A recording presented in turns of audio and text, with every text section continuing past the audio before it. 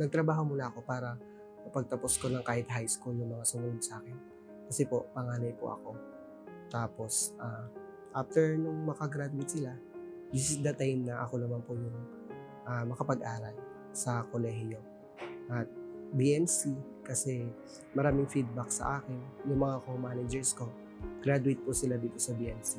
Kaya yung puso ko, napunta na rin sa BMC. Wala lang ibang school na pinagpilian, kundi eto lang. Kahit Valenzuela ako, kung dito, wala yung hirap eh. Yung kung saan ka masaya. Napaka-considerate po ng mga teachers namin pagdating po sa scheduling. Since working student po kami, yung schedule namin sa duty, naka-base din sa schedule sa school, kaya wala pong problem. Pagpasok ko pa lang dito, sir, ng first year, parang iba na yung pakiramdam. Kasi laging, lahat ng teacher talagang nakangiti. Parang mga kaibigan ko na nga talaga sila, sir. Pero, sir, syempre, may limitasyon. Pag oras ng klase, di professional. Pero pag yung nasa labas, hello teacher, ay ganun. Ang saya. Kasi kumbaga, may konsiderasyon sila sa aming mga working student na pwede kaming mali. Accepted nila yung na, sorry po malilate kasi may meeting po dito sa trabaho. Sobra, sir. Kaya ito yung napili kong school, sir. Maraming salamat sa kanila, sir, sa opportunity kasi itong school na to parang ginawa para sa aming mga working student. Kasi, sir, yung pasok talaga namin is hindi masasagasaan yung trabaho. Kumbaga, sir, kumbaga happy ako. Ito yung napili kong school. Nakita ko na priority nila yung mga working student. Kasi before, last year working student ako. Tapos yung school na napuntahan ko, hindi nila priority yun kahit modular and F2F. Dito po kasi sa BMC, napaka-flexible ng schedule. Talagang sobrang mapapagsabay mo, kaya mong i-manage yung time mo sa schedule nila, kaya mong isingit. Actually, mas mahaba pa nga yung oras mo sa trabaho kesa yung sa napakaluwag talaga nila, maiintindihan ka nila. Napakalaki ng impact ng teacher sa flexibility ng time kasi naiintindihan nila yung mga working student na priority nila, yung mga working student na gusto talagang mag-aral. At the same time, meron silang may nangangailangan sa kanilang pamilya. Yung nahahati yung oras nila na para sa sarili nila tas para sa pamilya nila. Pangalawang pagkakataon ko po itong mag-aral ulit dahil nagkaroon nga po ako ng anak na panganay. Since 2013 din po, nag-aaral ako and then nabuntis po ako kaya nahinto po ulit ako. Ngayon po, nakaisip po yung nagpapaaral po sa akin since yung kuya ko po, nabigyan ako ng chance nakapag-aral ulit. Sa totoo lang po, maraming beses ko rin po inisip to kung magsisimula po ulit ako mag-aral dahil nabuntis nga po ulit ako sa pangalawa. And then, nakaya ko naman din po as a mother of two, the 10 years old and 1-year-old and 1-month baby. Nasabi ko pong flexible at maganda po yung pagtuturo po dito sa BMC dahil meron pong online and then meron din pong face-to-face and then po yung oras kahit papaano po nahahawakan po pagdating din po sa pagiging bilang isang ina at estudyante. So, siguro para sa akin, as a working student, lagi ako nasa trabaho. Ngayon, dahil nga na-schedule ng school dito is mostly evening. Kumbaga para sa akin, parang fit para sa pagtatrabaho. Para sa akin kasi napaka-convenient ng schedule na ganung oras. Siyempre, ilang school lang yung nakakaisip ng ganun, na ibigay yung ganung opportunity para sa mga working student. Kasi mostly lang working student sa ibang school. Di ba? Parang ayun yung nagiging nila, kaharap nila na pagsasakripisyo nila kung papasok ba or magtatrabaho. Kasi hindi na malala estudyante may mga taga-provide ng mga kailangan nila. May mostly naman na some student na sila yung nagsa-self-provide ng kailangan nila. Mas maganda opportunity na ibinigay nila sa mga working student. Sabihin natin trabaho sa umaga, school ka sa hapon.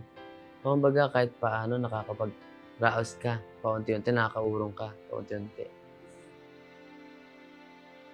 Bilang isang scholar ng AML Foundation, student assistant na isa pong estudyante na nagtatrabaho po dito sa BMC, kaya nagpapasalamat po kami ng lubos dahil naiintindihan naman po nila kami ganun. Kaya ayun po, lubos po ako nagpapasalamat sa kanila.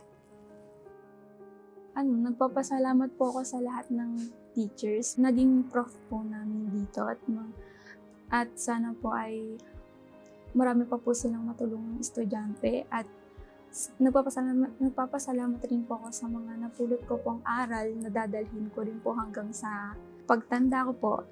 At alam ko rin po na na magagamit ko rin po yung mga natutunan ko in the future.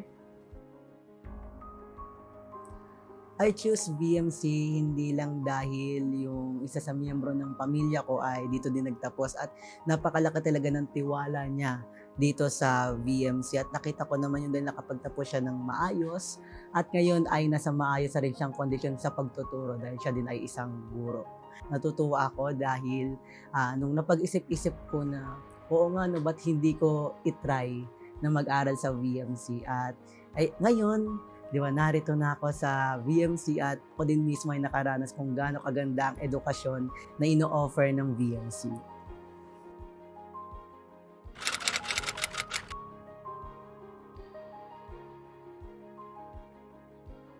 Actually, ito yung time na siyempre bilang guro, aside doon tayo guro bilang sa classroom, sa loob ng classroom, meron ding tinatawag na pagiging mentor or coach, lalo na kapag may mga contest na lalabanan. Yung nagtitrain ako ng robotics at saka science investigatory project sa mga bata na kung saan na nung nanalo kami and lumaban kami sa international contest ng robotics, yun yung talagang hindi nila nalilimutan. And ako rin syempre napaka-memorable nun na until now graduate na sila ng college, nagtatrabaho na, hindi pa nila malilimutan yung mga natutunan nila during that time. Actually, ang gusto ko lang na maiwan sa kanila, yung maisip nila, kapag naisip nila ako, or maisip nila na si Ma'am Minda, yan yung guro na talagang gusto niya maging mabuting tao ang kanyang mga estudyante. Yun yung mga estudyante na talagang nakikita mo sumusunod na they are very eager to learn despite all the problems na nakikita mo sa bawat pagkatao nila, and yet nananatili yung interesado talaga sila na matuto para sa kanilang future. Para sa ganon, kung ano man yun sa buhay nila, yun yung malaking pagbabago, no, na mangyayari sa kanila. Hindi lang ako dapat makita nila bilang isang guro. Sabi ko nga sa kanila na andito ko, no? Huwag tatatak lang basta sa isip nyo na ako ay hindi lang basta isang guro. No? Yung legacy na masasabi nyo, yan si Ma'am Pascua, para na ring nanay namin. No? Kumbaga, I'm teaching, not only teaching, but teaching with a heart. Yung learning plus love, the emotion. Kasi kapag naging guru ka, hindi lang within the lesson, kung ano yung nasa libro, ano yung mga nasa PowerPoint, you touch the heart of the student. Okay, sabi nga nila, pinakamahirap na profession ay ang pagiging guru. But for me, hindi siya mahirap, lalo na pag natouch mo yung puso ng mga bawat estudyante mo. Okay, motivation ko is yung mas lalo ko nakikita na nag-e-enhance yung mga kabataan na natututo, hindi lang within sa apat na sulok ng eskwelahan. Okay. Yung nasi-share nila, yung natututunan nila outside the school.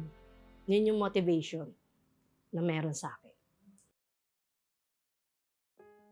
To treasure their lives, no? Lahat ng tao, lahat ng